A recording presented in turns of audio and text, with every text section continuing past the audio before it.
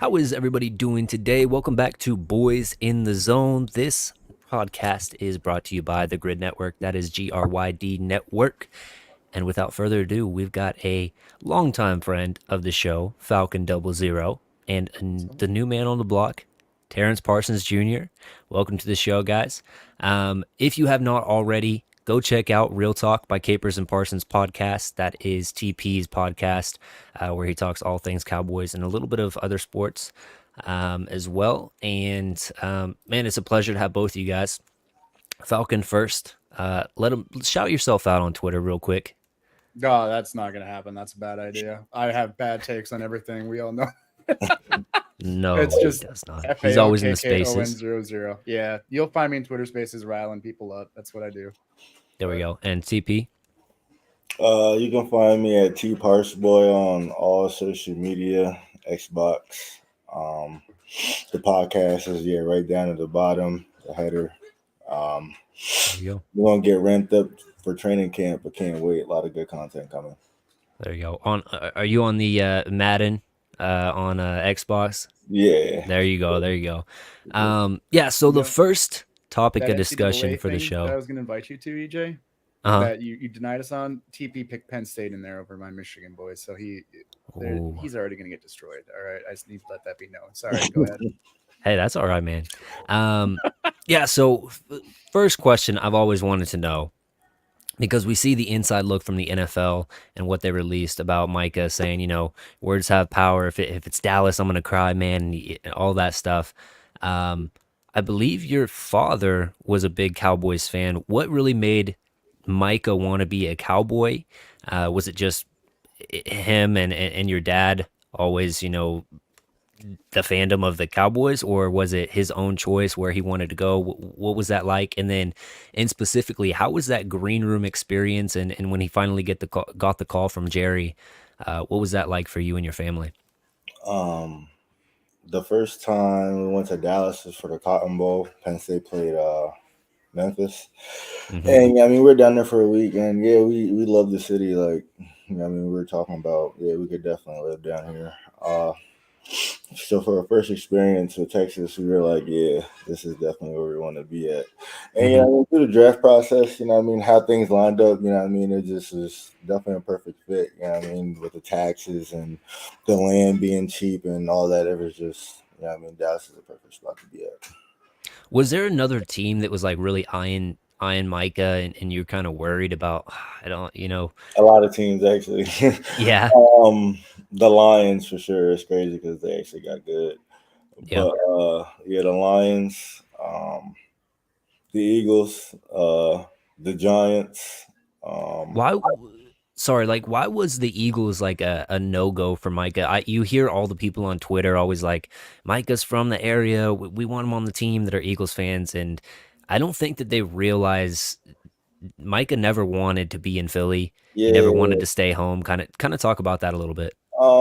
It just like, he almost didn't even go to Penn State. You know what I'm saying? He just didn't really want to be that close to home. Penn State, he did love Penn State. Penn State was nice, but he definitely wanted to get out of Pennsylvania from high school for real. So it was just one of those things where like Eagles, obviously nobody, I can't say nobody. There's a few people in my family that like the Eagles, but mostly, we just wanted the Cowboys. It was Cowboys, it was going to be like prime destination.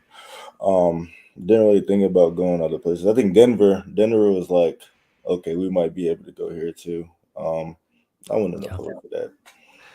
Hey, that would be a good little fit following Von Miller's footsteps there for Micah as well. I had another question about Micah in specific. Since I have his brother on the podcast, I might as well ask it. He has a little scar above his eyebrow. Is there any funny story associated with that, or is it just kind of something random? How did you give him that scar, TP? That's what he just asked.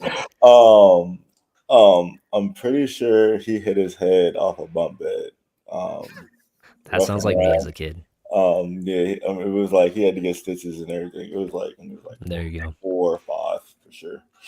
That's funny. All right, jumping into the actual portion of the show, we're going to be talking more Cowboys. But of course, Micah, he's a star of the show. he had some comments at mandatory minicamp today. It starts off with this one where he says, yeah, I think the more years you have, the more you understand that there also is like a business side to it. And whether I like it or not, there's rookies or people I came in with that's not even here anymore. And I think that that's what camp is for. I mean, there was a time where Aaron Donald didn't even go to camp and he won Defensive Player of the Year and then went to the playoffs. Like, are we forgetting these times? Where we're talking about the best defensive player wasn't even in camp, and we're in mini camps, voluntary at that. So mini camp was something that is mandatory. So I'm just looking at it as the time for my body to heal. I'm playing as an undersized rusher who is banged up every year, so I'm just letting my body heal. I'm just trying to grow, strengthen, and really just get ready for the year. Falkkon, first, I want to go to you, and because earlier I mentioned these comments, you hadn't even heard them yet, so I want to hear your thoughts, your opinions on those statements by Micah, what you kind of think he's getting at, and overall, if you think that this doesn't make him a leader or whatever the media tries to spin this about. You knew that. You knew you were baiting me with that one right there. I don't have a problem with it. I don't, because he's shown on the field year in and year out that he's that dude. Okay, he wants to talk about Aaron Donald like that. That's high praise. And look, he's just kind of following that as well.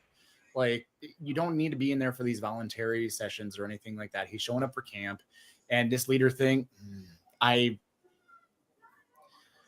don't want to say too much, but I've had conversations with TP on the side about things, and there's stuff that gets posted publicly about Micah being a leader. Okay, listen, dude's coming over to the house for dinner with the chef. All right. Gilly taught him that, and he's keeping that up. Like, he does that. All right. That's one.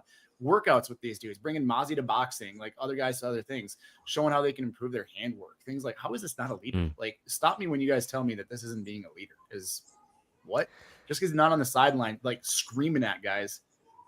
I don't know him that like that at all, but I don't see that from him. I don't see that from his demeanor. Not in front of public anyways, in the locker room or behind the scenes.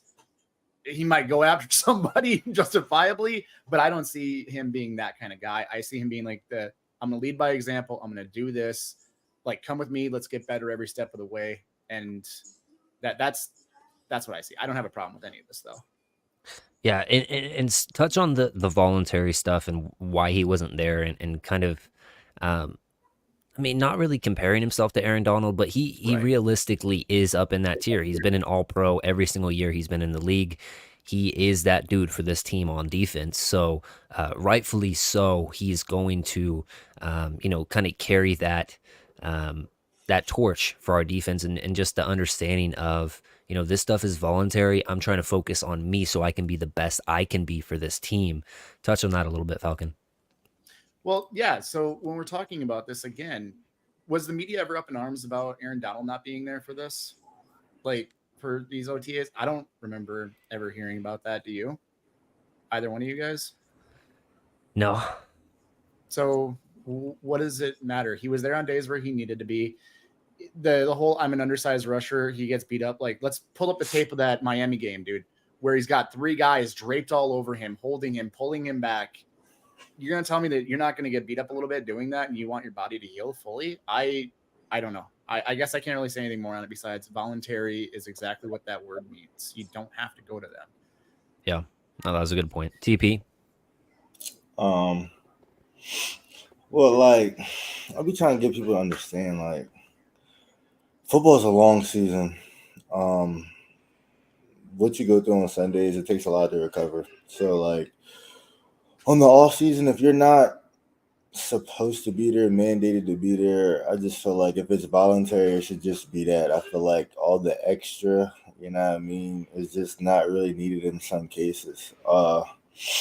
Like I keep saying, if it was an offensive guy, I would kind of understand more. Offense kind of takes more time to come along than defense. Defense is more of a, yeah, I mean, you can kind of click in a couple weeks. It's not hard to learn. It's mostly instinct, you know what I'm saying? Like, and even with a new scheme or whatever the case may be, it's still going to be similar. Still a 4-3 scheme, you know what I mean? It's not that much different.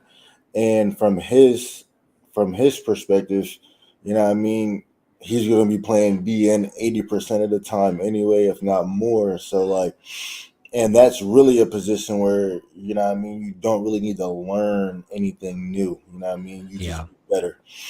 So it's just like him not being there isn't really the big deal people are making it out to be. And Yeah, I mean, realistically, it comes down to the Cowboys are a big ticket media item that drives their ratings, their sales, and talking about this and creating some type of discussion where people can go back and forth. It's going to allow these. What do they say? Controversy drives ratings. So making some type of controversy about Micah not being a leader because he isn't there in a voluntary process is just beside me. I'm to the point where it takes 11 players on the field at one point to get the job done. We've had so many great players in the past come through this building and they've walked out and they've had to go get Super Bowls elsewhere. I'm done seeing that. I don't want Micah to be another person that has to do that. I want him to win a championship with Dallas. Same with Trey Diggs. Same with all of these other players on our defense, on our offense. Dak. So much goes into this short season. These guys invest so much. You have no idea what they're doing outside of the voluntary stuff. And today was the first mandatory practice. Micah was there. He showed up. So this is a really a non-news subject for me, but everybody has to talk about it. So we're gonna jump into this second part of Micah's comments, which were this. Honestly, me and Zim have probably said a total of 20 words to each other. He's a very quiet person. All I keep hearing from the coaches is Zim likes it this way. I was like, well, I like it this way. So I can't wait to have my true sit down with him. We'll go over that first part really quickly. Now, TP, you know how your brother talks. Put this out in layman terms for us. Is he kind of saying that this is going to be a problem if Zim wants to put me in this position when I'm accustomed to doing this, or is it more like, hey, maybe Zim is only seeing it from this side of the the coin or whatever, and I see it this way, and so hopefully I can shed some light on the things that we've done here in the past that have worked. What does this mean, man? A little bit of both of what you said. Okay. As far as I'm not sure exactly the changes that Zim want to bring. I'm not sure everything, but I do know that he's definitely changing the way that the defensive line is attacking the run game. He's going away from the gap with more of a taking on blocks type of thing. And I'm not sure what he has a problem with. Is the conversation I'd like to have with him. But as far as the compromising, yes, going to have to be compromising on both sides for the simple fact is, you know what I'm saying, if Zimmer isn't willing to compromise with his best players, he's not going to be able to get the best out of his best players. So, like, you know what I mean? It's a little give and pull on both, you know what I'm saying? I think my man Jay Tuck said it the best, you know what I mean? You're not going to tell Steph Curry to back people down and shoot fadeaway, you know what I mean, buckets. You're going to let him do what he does best, you know what I'm saying? So, it's, you know what I mean? It's a little give and take on both, you know what I mean? Mike has already shown that he can be a consistent all-pro, and we all know he can be even better than that. So,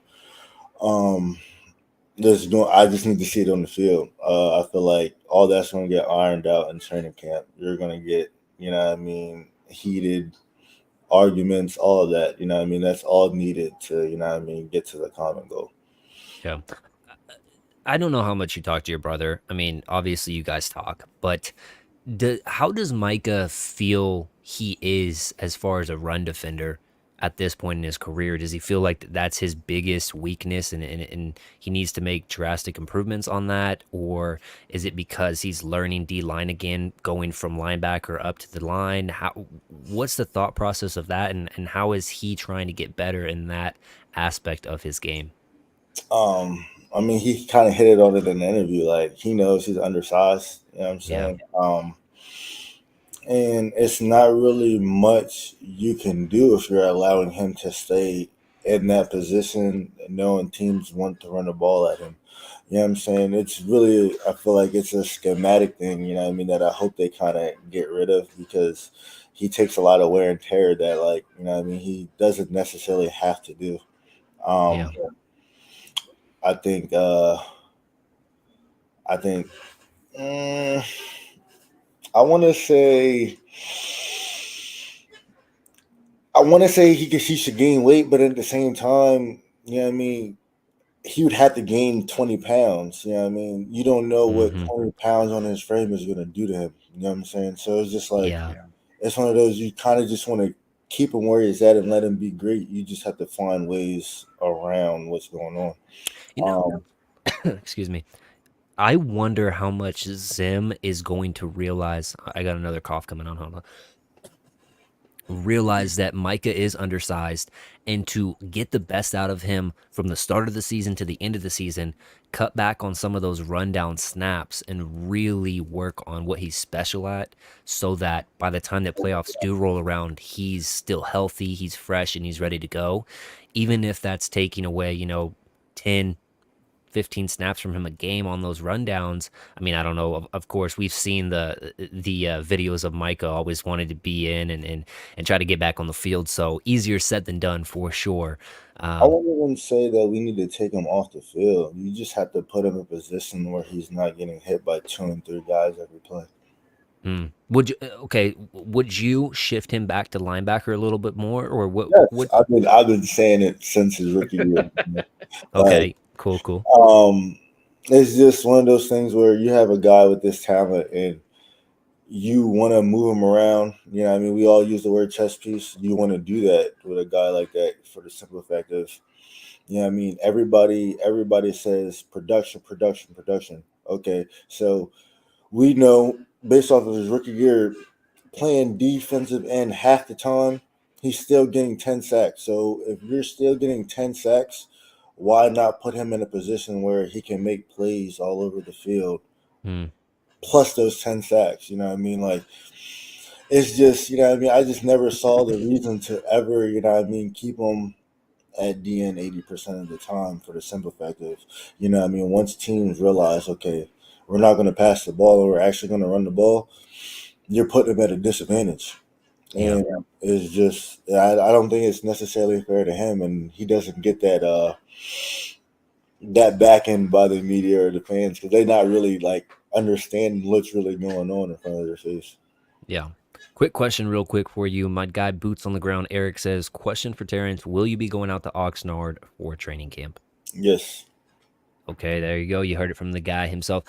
Falcon, speak on this subject a little bit and Micah being a little bit undersized and not how that affects him in the run game and whatnot. I mean, it's obviously going to affect him a little bit because he doesn't have that frame. So to TP's point about putting on 20 pounds of muscle, what's that going to do to him losing a step? I mean, that could be devastating. Like, Yeah. great, now he's a little bit better against the run, but now he's not getting that same amount of pressure. He doesn't have that burst that he still has. He doesn't have that quickness. I mean, it'll help him throw guys around a little bit more, but it's not necessarily beneficial. So it's one of those things of, it's great in theory to think about having him do that, but in practice, it's probably not going to be best for both him, the longevity of his career, anything like that. And I don't know about all the Cowboy fans out there, or trade Micah, trade Dak, trade CD. I want those guys on this team until they retire, like Yeah. plain and simple. So I want longevity out there, and I want him to stay healthy. So yeah, move him back to linebacker. Use him as a chess piece, right? Do what they did, what JJ Watt said that he did when he's like, okay, I'm going to move down the line. I'm going to see, is this my guy? Is this my guy? Is this my guy? Who am I going to be consistently? Who am I going to be able to do that? And then every once in a while, pull him back to linebacker, have him go into coverage if we need to. I can't wait. I don't know if y'all saw it on Instagram, the post that they had. I cannot wait for training camp to see Micah covering Jayford. I think that's going to be hilarious. There's going to be some good battles. Yeah. It's going to also demonstrate that he can do this. So, hey, maybe people start to realize he's got this linebacker in him too. So We've really already seen it. We've seen him guard Saquon out the backfield. Yeah. You know what I mean? We've seen him do all these things. Like, there's no reason why Well, we're not putting him at linebacker. You know what I mean? People say rush the passer, he can blitz as a linebacker. You know what I'm saying? There's always things that he can do. Seems to be Yeah, working but out for TJ in Pittsburgh. So my thing is, if you're going to shift him back to linebacker, do it early on in the season so he doesn't have all of those little nicks and bruises and stuff like that whenever he does shift back to linebacker, and he's feeling his body way more. Do it at the early as possible in the season so that he's as fresh as possible when doing that. Because I've always thought Micah was better, a better coverage linebacker than people gave him credit for out of the oh yeah, draft. So I definitely I can see him.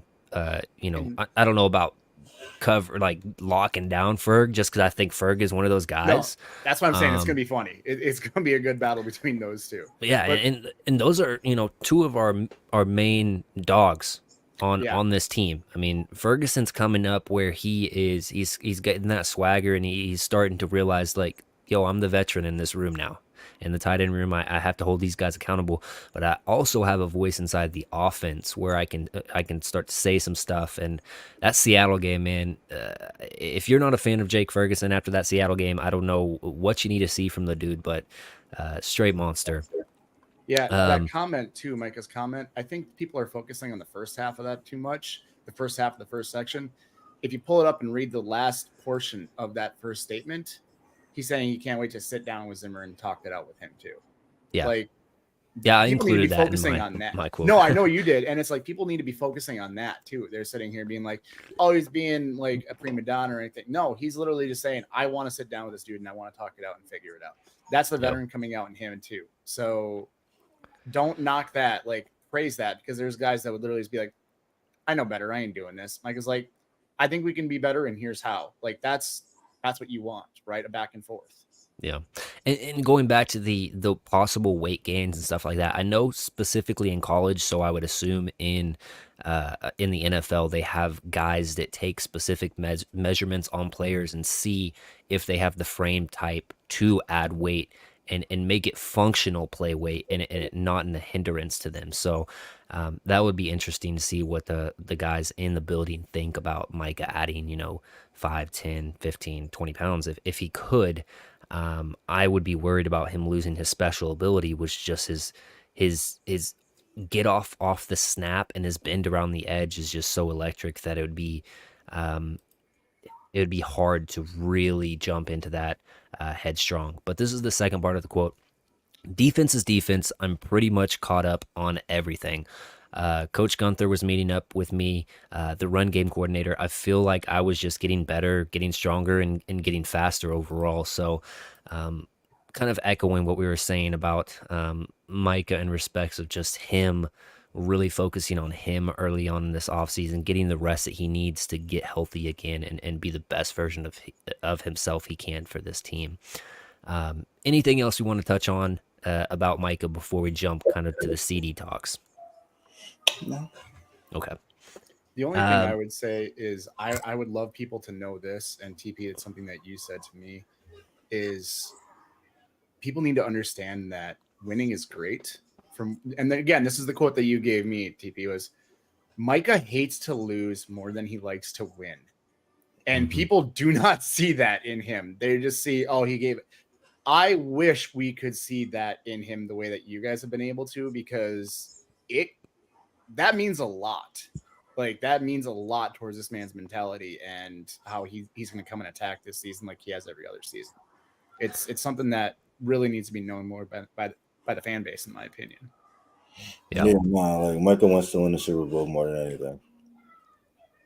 Absolutely. And I will say, we got to lock this next guy down if we're going to go for an actual Super Bowl run.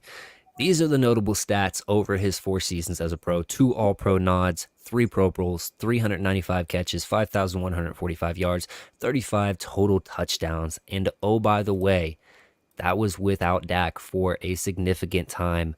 I think it was, if my memory serves me correct, I think at least 12 games, if not more, without Dak at the helm for those stats. CeeDee Lamb obviously did not show up to the mandatory camp today. Looking for that contract. Obviously, the average per year highest paid is Justin Jefferson, now at 35, I believe. Second after that is A.J. Brown. Where do you guys see CD landing? And do you ultimately think that this thing gets done sooner rather than later? I know I said I'm not showing up to mandatory camp without CD's deal. I don't know who cares about me not showing up to mandatory camp, but I had to put it out there because I'm not going to unless CD gets the deal. But regardless, Falcon, You go got ahead that and invite ready too, don't you? yeah, exactly. No, I think he's gonna get more. I think it's not gonna be drastically more though. I think Jerry's gonna pull this Jerry stunt and he's gonna get like 35.2 or 35.3, something like that, to where it is gonna be more. But I Mhm. think he deserves as much, if not more, than JJ does. Like it, he is another one of those players that's just electric. To your point, the numbers kind of speak for themselves in that. I Mm. just I think it's gonna get done soon, and I don't blame him for not showing up to camp. Like, what if he gets hurt on the first play where they're sitting there messing around or anything like that? Yeah, I mean, No. we saw one of our best players last year get hurt in practice, Trayvon Diggs, and Yeah, so luckily he had signed his contract earlier on in that that off off season. season Yeah, because if not, he would have been out millions of dollars because of all the contracts we have signed from players that are off of the ACL, Gallup, Terrence Steele. Those guys haven't really panned out. So good on Trayvon Diggs to go ahead and get his contract before that happened. Interested to see how he comes back after rehabbing that and getting all the work done. TP, go ahead and touch on this subject about CD Lamb and what you're expecting him to get. I mean, yeah, hopefully we get it done sooner rather than later, but I have a feeling that this is going to go into the Mm, really. season. Give me that's not a some good hope thing to here, hear from TP. you. All right. Yeah, I that's not a mean, good thing to hear from TP. yeah, I mean, after Justin Jefferson, it's just like, yeah, I mean, any smart person would have got the deal done before that got done. But, um, I mean, obviously, I think he's going to want as much, if not more. You know what I'm saying? So, that, I mean, that's going to cause the dragging of the feet. Um, Yeah.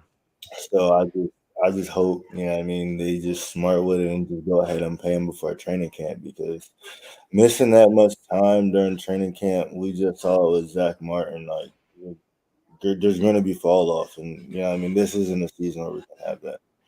Yeah.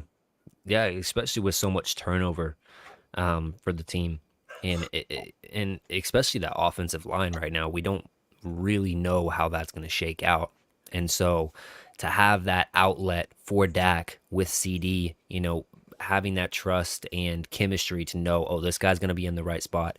If I come back over from this read and the blocking isn't holding up, I can just rip it and I trust my guy, kind of a thing. That is huge for this team because I think he had 130 plus catches, 35 maybe catches last year. I mean, franchise record. That guy was the outlet for this team, and he had a huge year. And you've And it could got have to been even reward better him for than that. that. Sorry, TP. What was that? I'm saying it could have been even better than that. Imagine if we played the last 11 or 12 like the first five. Yeah, yeah. A lot better than that. And imagine how many fourth quarters and stuff he and Dak both sat out.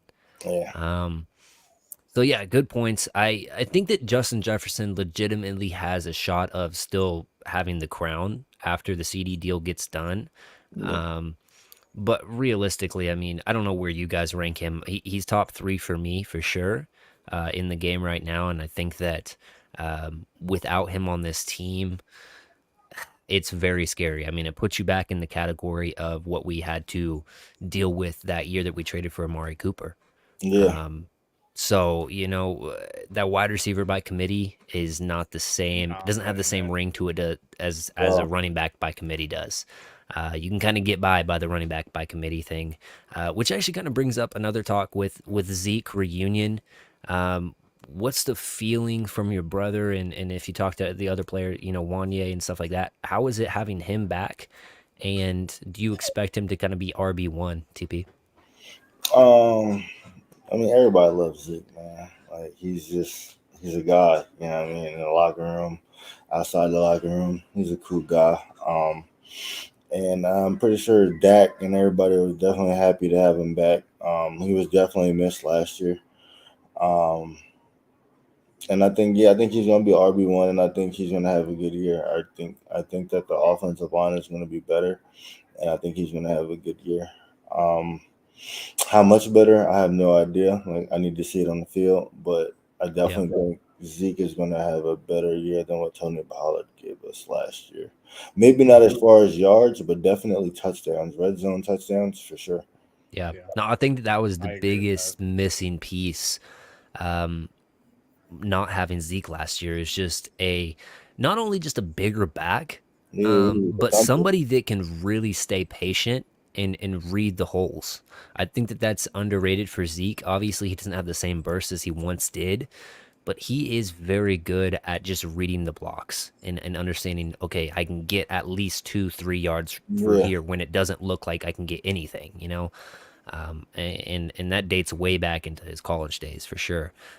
Jumping over to, sorry, Falcon, go ahead. No, I'm sorry. I was just going to say the biggest thing about having Zeke back is show an instance where he's really falling backwards. Dude's got the ball. He's always falling forwards. Those short yardage situations, those goal line situations last year where it was like, all right, we got to settle for a field goal here. It ain't going to go that way this year, in my opinion. So I think we're not going to have a necessarily running back one. I think it's who's got the hot hand between him and Rico, provided Rico can stay healthy. And then I think we're going to have the gadget plays when we put Deuce in there. I know they're testing him out at slot, but I don't know. I think that's going to get that boy hurt, honestly. Yeah. Him going over the middle in the slot. But let's talk about that a little bit, because that's kind of been one of the points of emphasis, it seems like, for Brian Schottenheimer and Mike McCarthy, is them utilizing him more as a slot / running back player. And I wonder how. I feel like through the new special teams rules and kickoff stuff, I think that Deuce is definitely a valuable asset to have strictly for that, especially with Turpin as well. But if you can kind of use those two guys interchangeably and have Turpin get some more carries out of the backfield and Deuce possibly get some more catches out of the backfield, and even lining up in the slot possibly, I think that's kind of an interesting facet of the game that you can exploit, week to week. What do you kind of feel about that? I see exactly the same thing. Like, I think there's going to be, I've been saying all offseason now, what I see since we signed Zeke, it's going to be Zeke, Rico, and you're going to have Lipke as the fullback. You're going to have Deuce as that gadget player, and mix Turpin in that with that too. So you're going to have them come in every once in a while for these screen plays, and there's going to be decoys that they're out there for, absolutely. But you're going to have something get set up for them later on in the game to where they've got something over the middle, or they got something deep, or that screenplay that you don't expect to come out all of a sudden. So and having you hit it right on the head, like those two on a kickoff return with the rule change, pick your poison. Like, let's be real here. You gonna hit it for a touchback, or are you just gonna pick your poison and hope your boys can get it done? Yeah, I don't know who mentioned it. I think it might have been Mike McCarthy, but I guess that the kickoffs were down like to 20% last year's taken out, and they're expecting it to be almost possibly 60% taken this year. I'm interested to kind of see how that goes and what John Fossil can draw up from that stuff is going to be very interesting. But over to the last contract talk, which is Dak, of course. I think that we're all big Dak fans here. We want to see the guy get his contract, and we really want to just see him at the helm of the Cowboys, because he is that leader in the locker room. He is that guy that people can rally around. Wanye defended him tooth and nail on TP and Caper's podcast, and talk about what Dak means to the team in general, and getting it done and not going into that QB purgatory. TP. Dak, it's funny because I was a Dak fan, I guess, from the very beginning. I always thought that he was going to be pretty good. Even at Mississippi State, I always thought he was going to be pretty good. When we drafted him, I had no idea he was going to do that his rookie year.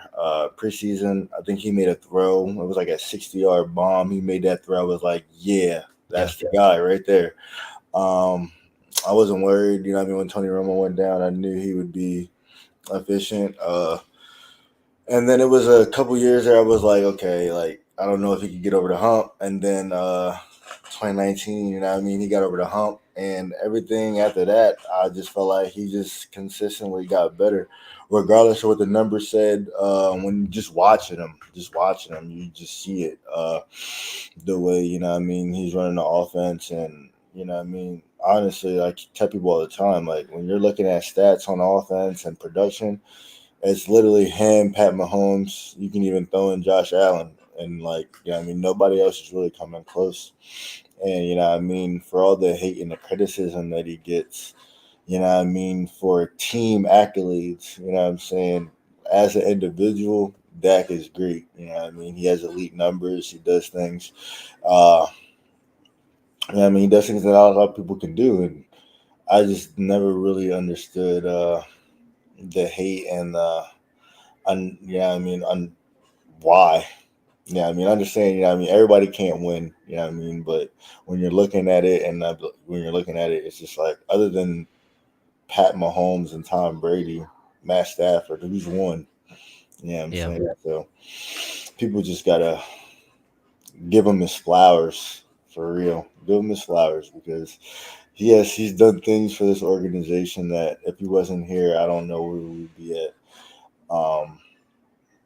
He's never had a losing record. Like never lost more than 2 games straight. Like, we're in the NFL. Like, come on, you don't do that by mistake.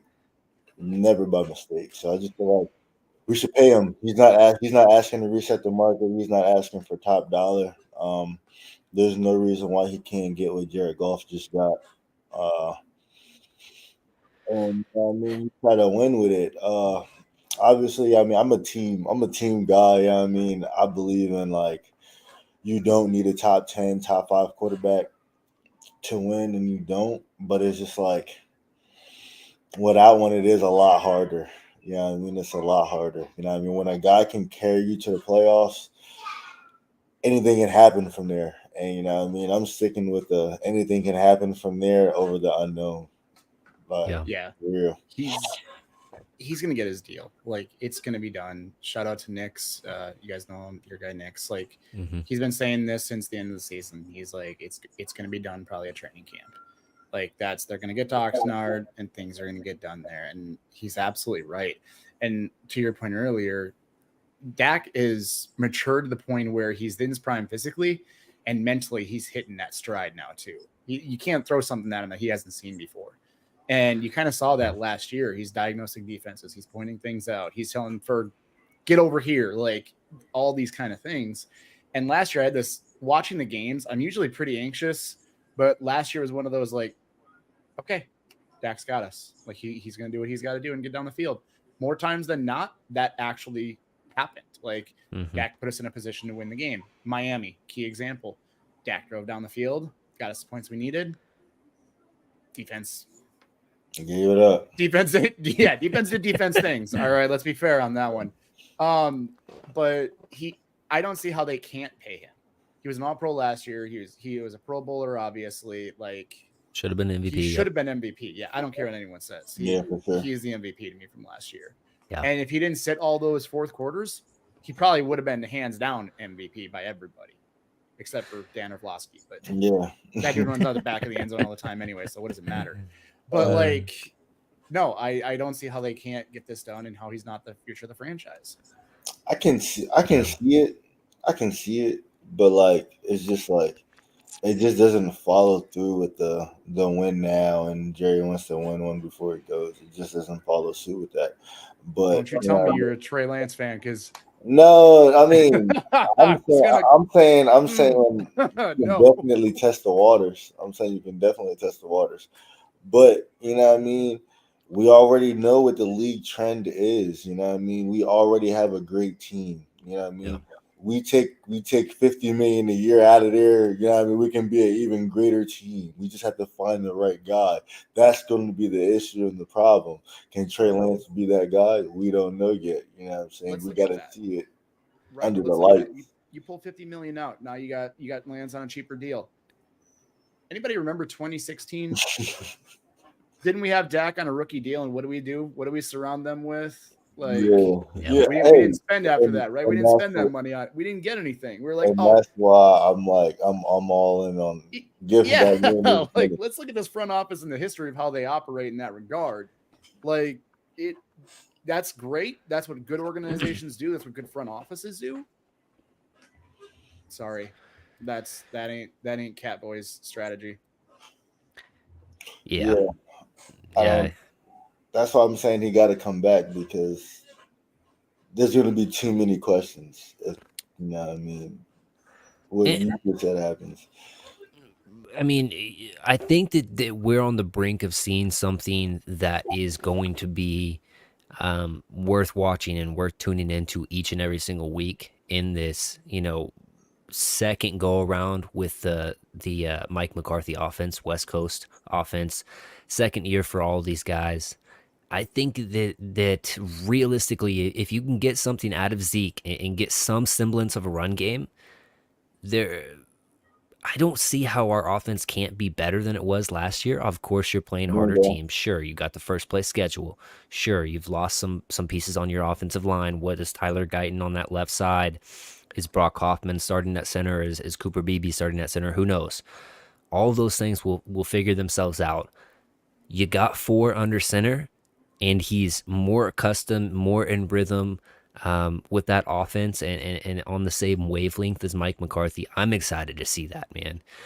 Oh, and you factor in Brian Schottenheimer, Mike McCarthy talking about, yeah, we probably should have used Turpin a little bit more. Yeah, we probably should have looked into utilizing this player in this role and trying some things with Deuce Vaughn and as a slot wide receiver and stuff like that. I'm excited. Oh, and Michael Gallup went to my former college, so I like the guy, but he wasn't good enough last year. You don't have to feel the need to play Michael Gallup. So if you can get something from Tolbert, you're looking at a possible plus as your wide receiver 3 as well. So I'm really liking this offense and the idea of things. I'm wait and see on the Mike Zimmer scheme change and whatnot overall, but I'm excited for that as well because it seems like there's more focus on the run, and that has been our Achilles heel so many years, in concession.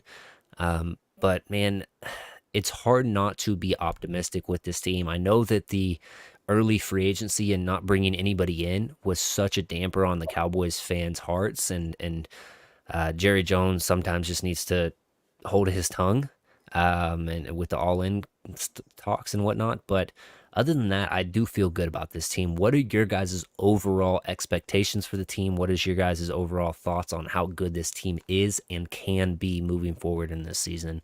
Let's start with you, Falcon. I still think they're a double-digit win team. Honestly, I do. I still think that you're looking 11, 12 wins. I don't think that's unrealistic. Sure, we lost people. I get it. It happens to every team in the offseason. Minus Tyrone. Name one person we lost that was actually a big contributor.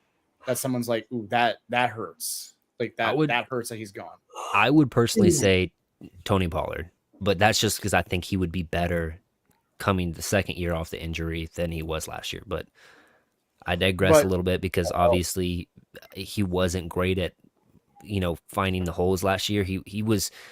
I think that he heard all of the outside noise about him not being physical enough, and he searched for contact a little bit more last year than he probably should have, and tried to just run away from some people. But other than that, your point is valid for sure. Yeah, and to me, losing Pollard was bad, but that run block is going to be much better this year. When you're talking, I think it's going to be BB up front. I think Steele's going to be better this year, coming back off his second year off that ACL. If you actually watched, you notice he got better towards the end of the season. He was coming back into that form. He started to trust his body a little bit more. And I think with this entire offseason and going into it, he's going to be better, which in turn, Martin's going to be better now because he's not worried about the dude on his left and on his right. He can just do his job again like he used to. Like, we know that he does. I mean, Tyler Smith, do I really need to say anything? No, he's solid as can be. Probably one of the best guards in the league, if not the best guard in the league. And then we have Guyton. Can he make that switch over? I've been saying this entire time. This offense is going to go as that offensive line goes. If that offensive line can gel early and they get tested very early in the season, very often, I think like the first 3 weeks they're tested. But if they gel, I'm more towards the 12, potentially 13 win category. If they don't gel, things could hurt a little bit for us.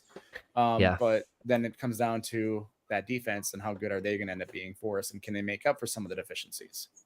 So Yeah.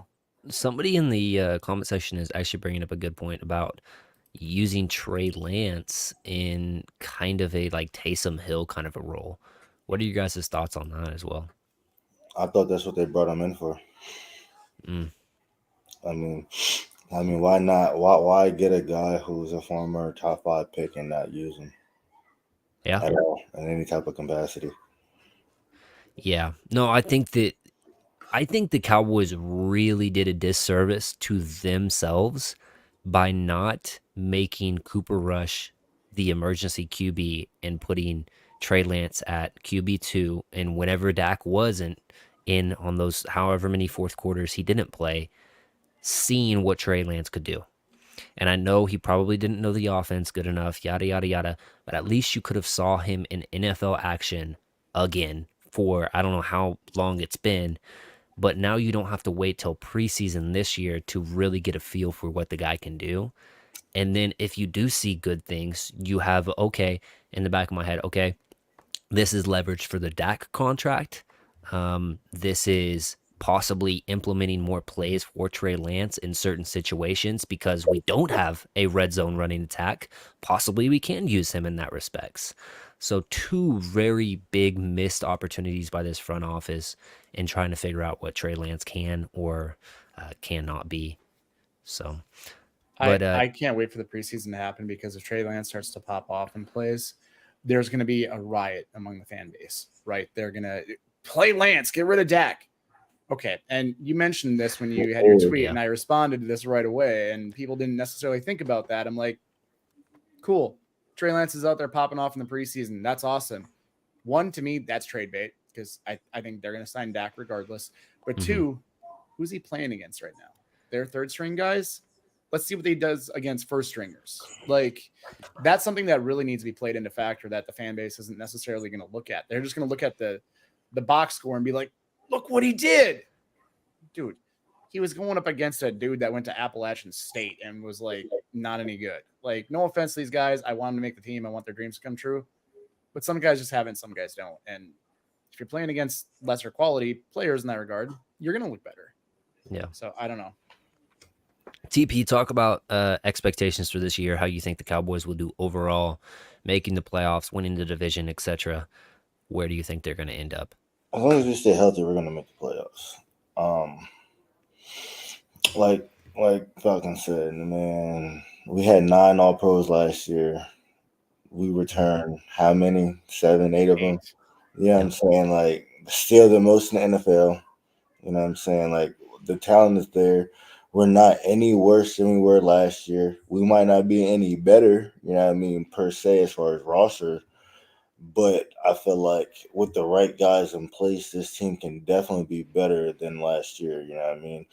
All it takes is a couple of systematic changes, a couple of plug-in guys that can really, you know what I mean, come in and buy in to what Zim's doing. And we might not have the names that we did on the defense, but if we have guys come in and play their role, we can definitely be better than that defense last year, because that wasn't, you know what I mean, really a high bar. The stats might look good because, you know what I mean, we had a few games where, you know what I mean, we blew them out of the water. But when it came to those big games, averaging 30 points per game against, you know what I mean, good quality teams isn't going to cut it. So I just want to see it on the field, but I definitely see 11 wins. I don't see anything less than 10. I'm saying 11 wins. We're going to get to the division round in the playoffs. I don't see us going out in the wild card again. And like I said, when you make the playoffs, anything can happen. I'm never ruling the guys out. We have too much talent on the team. You just got to get clicking and rolling at the right time. And a lot of it is coaching, man. Like your game plans and all of that matters when you're going against top-notch competition. You know what I mean? Yeah, you're going to see your cupcakes throughout the week in the regular season. You're going to see teams that probably didn't come fully prepared in the playoffs. Everybody's coming prepared, ready to win. You know what I mean? So it's just you as players, as coaches, you know what I mean, we have to come prepared and ready to win. And that's just hasn't been the case always. You know what I mean? We've came ready to win, but we always didn't come prepared, or vice versa. You know what I mean? One guy shows up and other guys don't show up. You know what I mean? It's never been a whole cohesive effect. We have that, we're going to be able to do scary things. Yeah, and I think that the playoffs more so than any other respective to like sport to sport in the playoffs, the NFL playoffs are so any given Sunday kind of a feel to it. And it's matchup dependent as well. Like if you're playing a team that is very good in the trenches and you struggle, you're more of a finesse team. Of course, that's a bad matchup for you. Now, if you're going up against, a team that's finessey just like you, but you feel good that you can go shot for shot with them, that's a good matchup. Kind of it's matchup dependent, and it's also health. Health plays more of a factor in the NFL than any other sport, in my opinion, because you're always going to have players that are, hurt and not on your team that you had envisioned them being a major cornerstone of your championship run, i.e., Trayvon Diggs. Nobody expected Diggs to go down that early on the season. It was, I think, week one. After that week one, it was in practice, and he wasn't even there for the Jets game. So no, he was in the Jets game. He got hurt. Oh, he was? Before the like Cardinals right game. after the Jets game. Like Okay. 48 hours before the Cardinals game. It was like the Wednesday or Thursday, before the Cardinals game. Yeah, you're right. You're right, because it was Aaron Rodgers that I missed on the Jets game, because I went to that Jets game, so I was kind of sad because I didn't get to see Aaron Rodgers. I think he's one of the goats of the game, to respect as a QB. So I really just wanted to see him. Okay, just really wanted to see him, live.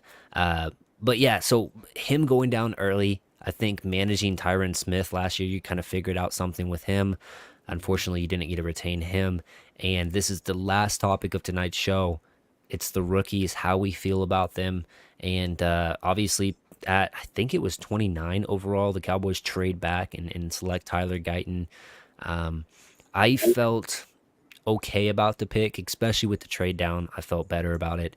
I didn't really love his tape per se, but I have faith in the Cowboys front office when they draft offensive linemen, so I feel good about that. If history repeats itself. TP, talk about Tyler Guyton. Has your brother had any contact with him at all, or your thoughts on the player?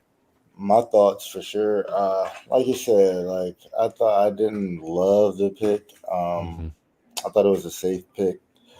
I thought that we should have went wide receiver. You know what I mean? Give Dak no excuses. You know what I'm saying? You know what I mean? When you have your owner coming to the media and saying, hey, we're going to go as far as Dak goes, I feel like we should give him no excuses not to win.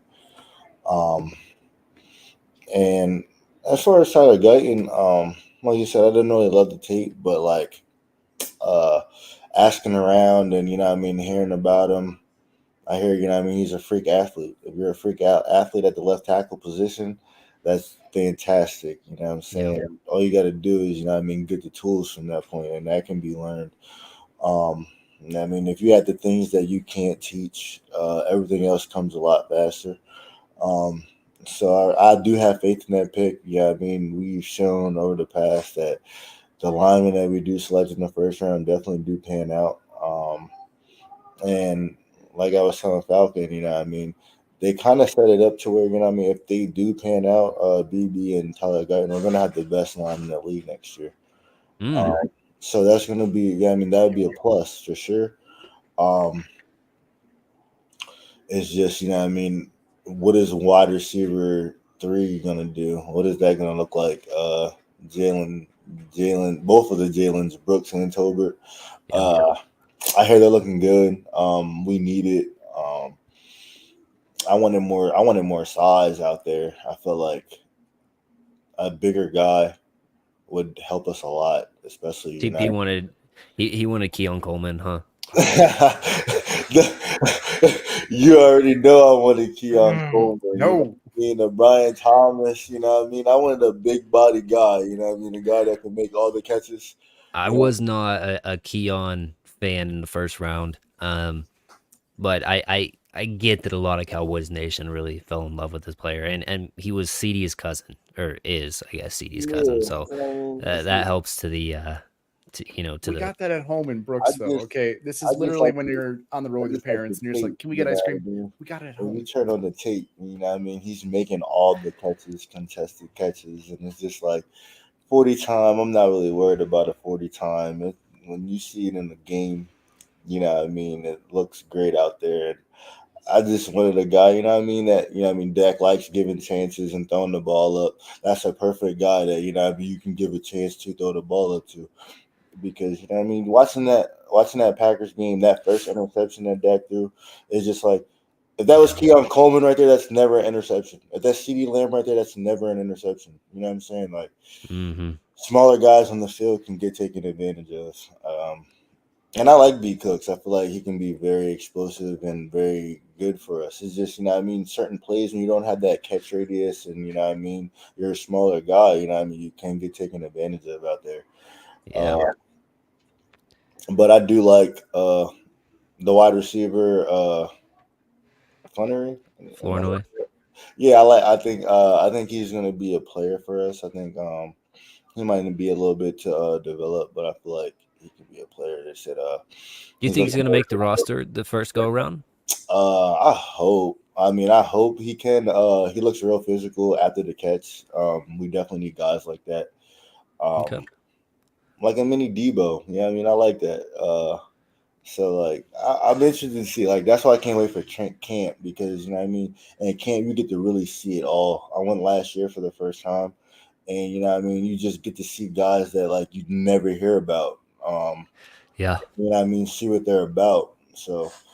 It was a lot of guys that I liked at camp last year that, you know what I mean, we let go of and they went other places and they did good things. And it's just like, man. So, Gonna like, use them. yeah, especially like, you know what I mean? What's his name? Isaiah Lands. You know what I mean? Oh That yeah. was a guy I was like, bruh, like, why do we ever cut him? Like, ever. He was really good for us in the preseason. And we took a chance and it backfired on us. We could have really used him. Yeah. Was there any other rookies that you were excited about in specific Coming in or we drafted? that we just drafted? Pete, he got that home run speed in Okay. our offense. I'm interested to see if he can make the team. Looking at his tape, he looked like a pretty patient runner, and you know what I mean, when he does see the hole, he has that takeoff speed. Um, with the offense that we're running in that power run scheme and having the thumpers that we're going to have, and you know what I Yep. mean, Zeke and Royce and Enrico, having that home run threat back there is definitely going to be crucial. You know what I mean? That change of pace back.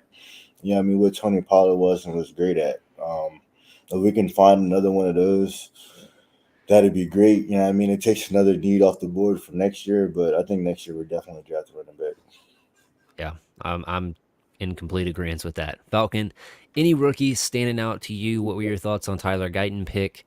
And any other thoughts Oh before we get yeah, out of here? I forgot. Kalen Carson. I think he's going to be a player There you too. go. I All think right, so too. Yep.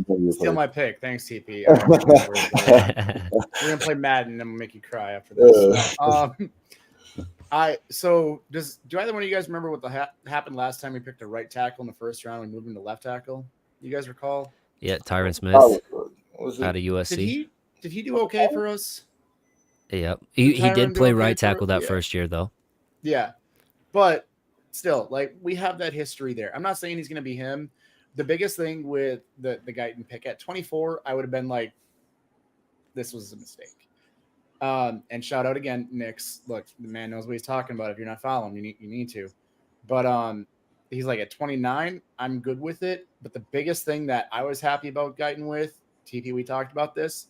What happened immediately upon him landing in Dallas after he was picked? He went and got a house and he got to work.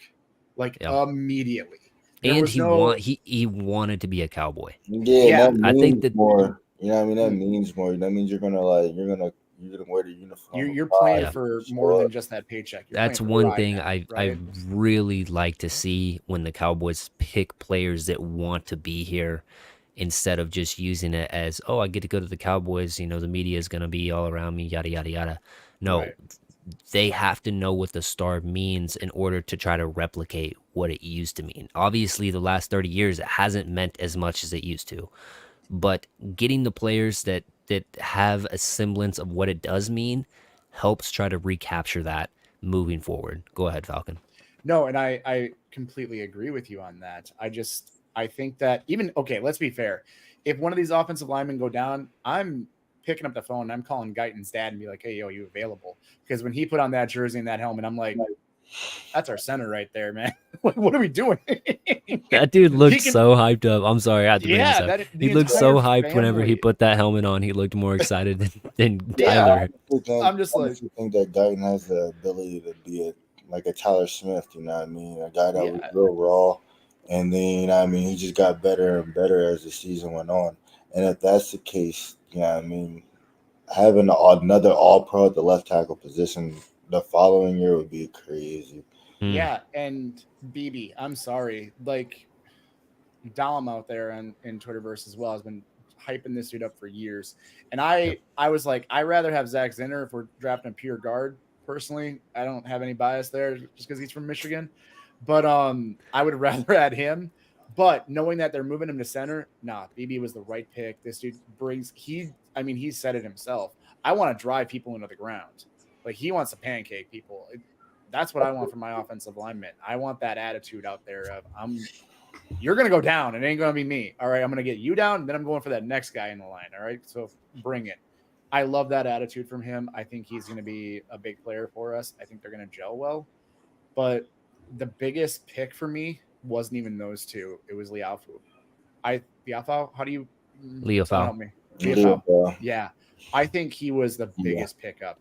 I think him and Overshown are going to be a danger that we have not had on that defense since that win.